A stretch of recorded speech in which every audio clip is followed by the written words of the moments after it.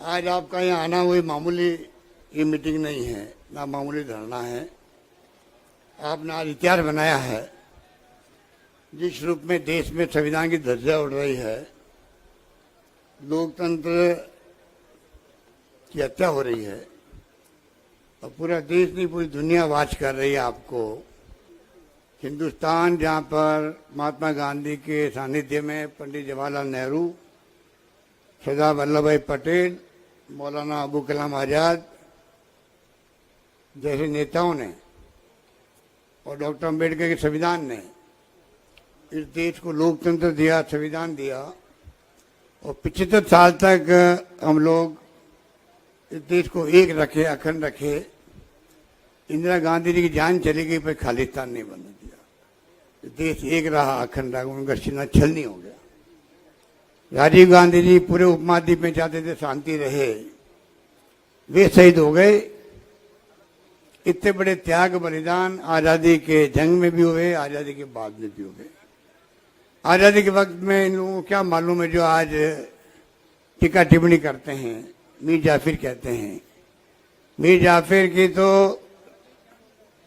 ये लोग उस बिरादरी के हैं जिन्होंने आजादी जंग के अंदर अपनी उंगली भी नहीं कटाई। मुखबरी की अंग्रेजों की। आज वो अगर सत्ता में आए हैं तो ये लोकतंत्र किसने दिया देश को? जनता को माई बाप किसने बनाया? ये कांग्रेस ने बनाया, संविधान ने बनाया। ये नहीं भूलना चाहिए प्रधानमंत्री जी को। आज आप प्रधानमंत्री बने हो तो इस कारण बने हो। कुर्बानी हुई, त्याग हुए, बलिदान हुए, तब जाके मुल्क आजाद हुआ। कितने लोग जेलों में बंद रहे, लाठियां खाई, गोलियां खाई अंग्रेजों की। यही आपका इलाहाबाद का आनंद भवन, सबरार भवन मोतीलाल नेहरू के जमाने से ही वहीं पर बैठ के लड़ी गई आजादी की। गांधी जी वहीं रहते थे। उस परिवार का त्याग बलिदान, जो पंडित नेहरू सालों जेल में बंद रहे थे, उनके बारे में जितना कहे उतना कम है। किस प्रकार मेरे पूर्व वक्तों ने कहा, आजादी के वक्त में पहले प्रधानमंत्री बने, उनकी नीतियां, उनकी दूरदृष्टि थी। आज देश आत्मनिर्भर है। पाकिस्तान की क्या हालात हो रही है आजकल आप सुन रहे होंगे, पढ़ते होंगे। इतना रात दिन का फर्क है इस देश के अंदर। उस परिवार के लोगों ने जो त्याग बलिदान किए वो सबके सामने हैं।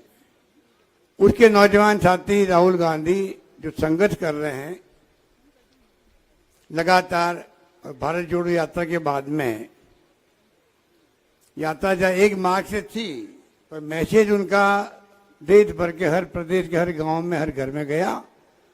मुद्दे क्या थे? महंगाई का मुद्दा था। मुद्दा क्या था? बेरोजगारी का मुद्दा है, भयंकर मुद्दा है, जानते हैं हम लोग।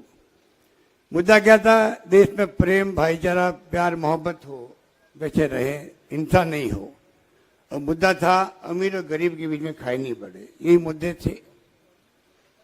वो विपक्षी नेता थे, उन्होंने एक प्रकार से एनडीए गवर्नमेंट को चैलेंज किया कि आप इन मुद्दों पर ध्यान दो।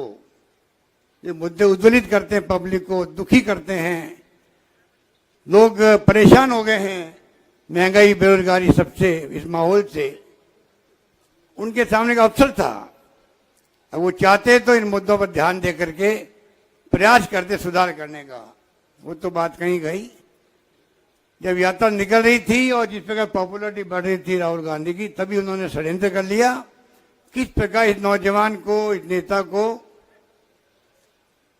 षड्यंत्र करके किस प्रकार कमजोर करना है।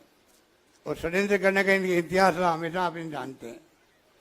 उसी रूप में इन्होंने जिस प्रकार से खेल खेला, जवाब दे नहीं पाए। अडानी जी के ऊपर जब आरोप लगे और जो सवाल उठाए थे आपने देखे होंगे पार्लियामेंट के अंदर।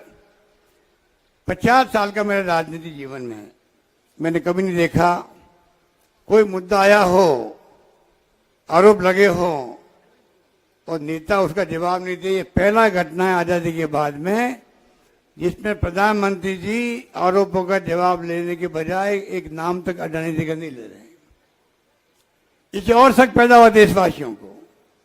और शक पैदा हो रहा है। पहला प्रधानमंत्री जवाब नहीं दे रहा है जो आरोप लगाया राहुल गांधी ने। कुछ तो कहते, बात आगे बढ़ती। ये पहला किस्सा जहां पर मौन धारण किए हुए प्रधानमंत्री जी, आप समझ सकते हो, और राहुल गांधी जी पर आरोप लगाए। लंदन में आप क्या बोल के आ गए? अभी प्रमोद महाजन जी कह रहे, प्रमोद तिवारी जी कह रहे थे किस प्रकार से आपने कोरिया में, जर्मनी में क्या क्या बोले देश के बारे में। माफी तो आपको मांगनी चाहिए थी देश से, प्रधानमंत्री को माफी मांगनी चाहिए थी, और राहुल गांधी से माफी मंगवा रहे हैं। जो बातें राहुल गांधी बोल रहे हैं हिंदुस्तान के अंदर, वो बातें जाके वहां बोली। आज इंटरनेट का जमाना है, मोबाइल का जमाना है, आप हम बैठे बात कर रहे हैं, मैं बोल रहा हूं, चाहे तो दुनिया सुन सकती इसको। नई बात क्या बोली उन्होंने, तो जिस प्रकार से माहौल बनाने का प्रयास किया गया, और फिर आप देखिए उन्होंने कहा मुझे बोलने का मौका दो, मेरे ऊपर आरोप लगे, मैं खुद पार्लियामेंट में रहा हूं, नियम है पार्लियामेंट का, भाई आप कम से कम मेरे ऊपर आरोप लगाए, आपने सबने हाउस में हाउस चलने दिया, आरोप लगाए गए, मैं जवाब देना चाहता हूं। स्पीकर ने परवाह नहीं करी, वो क्या परवाह करेंगे। मोदी जी के सामने चाहे स्पीकर साहब हो, चाहे वो उपराष्ट्रपति हो, चाहे वो कोई नेता हो, जो औरा बना रखा है प्रधानमंत्री मोदी जी ने, उनके सामने जाके कोई बात सही कहता ही नहीं है। हिम्मत ही नहीं कहने की, साथ नहीं जुटा पा रहे मेंबर पार्लियामेंट हो या केंद्रीय मंत्री हो।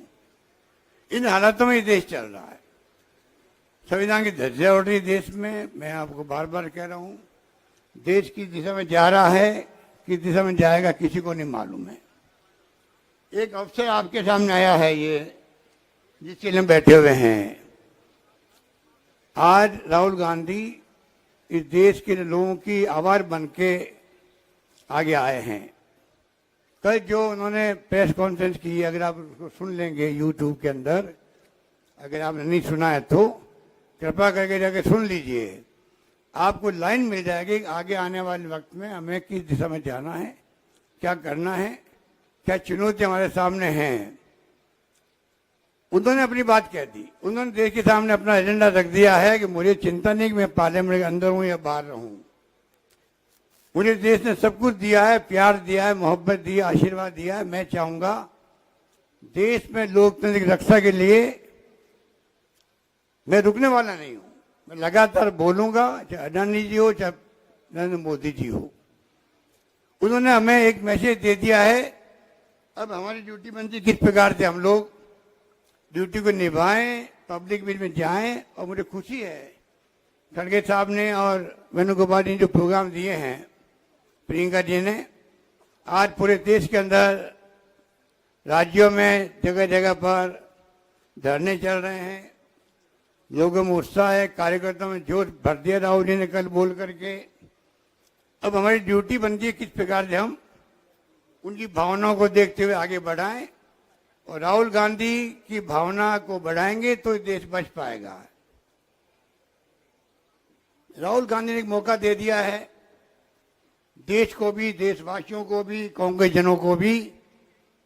यही वक्त है जब आप जिस रूप में फैसले हुए हैं, कोर्ट के डिसीजन हुए हैं, निष्कासित किए गए अविलंब 24 घंटे में, एक अवसर दिया है कि हम किस प्रकार देशवासी जो खुद परेशान हैं, दुखी हैं, मैंने कहा उनकी आवाज बन के राहुल जी निकले हैं। हमारी जिम्मेदारी बनती है कि हम देशवासियों को एहसास करवा दें, हम सब आपकी भावनाओं को समझते हैं। राहुल गांधी के नेतृत्व में हम लोग आगे बढ़ेंगे, मुकाबला करेंगे, और देश में कैसे लोकतंत्र कायम रहे, मजबूत रहे, जो सपना देखा था हमारे नेताओं ने, उसमें हम सफल होंगे। ये हमारा संकल्प होना चाहिए। ओबीसी की बात की गई, ये प्रयोग मैं आपको कहना चाहूंगा, ये प्रयोग प्रियंका जी मैं एक बात कहना, प्रियंका जी एक बात सुनो, मैं एक बात कहना चाह रहा था। ये नरेंद्र मोदी जी ने प्रयोग किया था गुजरात के अंदर, जब राहुल जी गांधी जी कैंपेन कर रहे थे 17 के अंदर चुनाव में, तब एक प्रयोग किया था, मुझे नीच कह दिया। जब चुनाव में हारी थी पार्टी, वहां पर गुजरात चुनाव हारे थे वो लोग, आखिरी हत्या के रूप में उन्होंने कहा मुझे कांग्रेस नेता ने नीच कह दिया है। देखो भाइयों और बहनों, मैं नीच हूं क्योंकि मैं ओबीसी का हूं। ये तो शक्ति सिंह ज्यादा बताएंगे आपको किस रूप में उन्होंने गेम पलटने के लिए क्या क्या बातें बोली। वो भ्रम जेपी नड्डा जी को हुआ है, उनके नेताओं को। इसलिए जानबूझ करके परसों उन्होंने तय किया है आने वाले 6 अप्रैल से हम लोग अभियान चलाएंगे ओबीसी के बीच में। राहुल गांधी ने ओबीसी के नेता की बेइज्जती कर दी है। वो राहुल जी ने बेइज्जती क्या कर दी? वो ओबीसी के लोग हैं जो भाग के गए हैं। नीरव मोदी हो चाहे नरेंद्र मोदी हो, ओबीसी के लोग हैं वो। तो भी बताइए, उनका बचा रहे हो, चोरों को बचा रहे हो और कह रहे हो राहुल गांधी ने बेइज्जती कर दी ओबीसी की। आप समझिए, जो गुजरात में प्ले कार्ड खेला था उन्होंने, वो कार्ड खेलना चाहते देश के अंदर। कांग्रेस ने जो ओबीसी के लोगों को दिया है, एससी एसटी को दिया है, कोई सोच सकता है? आजादी के वक्त से ही राजीव गांधी प्राइम मिनिस्टर बने, आपको मालूम है? प्राइम मिनिस्टर बनते ही पहली बार उन्होंने पैटी किसको दी? आदिवासियों को दी। पूरे देश भर के अंदर वो उड़ीसा में, मध्य प्रदेश में, गुजरात में, राजस्थान के आदिवासी क्षेत्र में गए बताने के लिए मेरी पार्टी सबसे गरीब आदमी, जो महात्मा गांधी ने कहा था, ये उन्होंने किया था। जानबूझ करके आप ओबीसी को गुमराह करने के लिए आप अभियान चलाना चाहते हो। आरएसएस जानते हो किस प्रकार काम करता है, आपको सचेत रहना पड़ेगा। इसलिए मैं कह रहा हूं आपको, मैं ओबीसी का नहीं हूं क्या? मैं तीसरी बार मुख्यमंत्री बनाया गया। सोनिया गांधी जी, राहुल गांधी जी, प्रियंका जी बैठी है। 3 बार मैं मुख्यमंत्री हूं, ओबीसी का हूं मैं। और आपको जानकारी होगी या जानकारी होगी, खुशी होगी, मेरी कम्युनिटी का पूरी असेंबली में एक ही मेंबर है, एक ही सदस्य है। असेंबली में मेरी कम्युनिटी सैनी माली कहलाते हैं, उनका एक ही मेंबर है और वो मैं खुद ही हूं। बता दीजिए आप, एक है वो मैं खुद हूं, तो मुख्यमंत्री बनता हूं बार बार। इससे बड़ा क्या हो सकता है मैसेज ओबीसी के लिए? बघेल साहब ओबीसी के नहीं है क्या छत्तीसगढ़ के मुख्यमंत्री?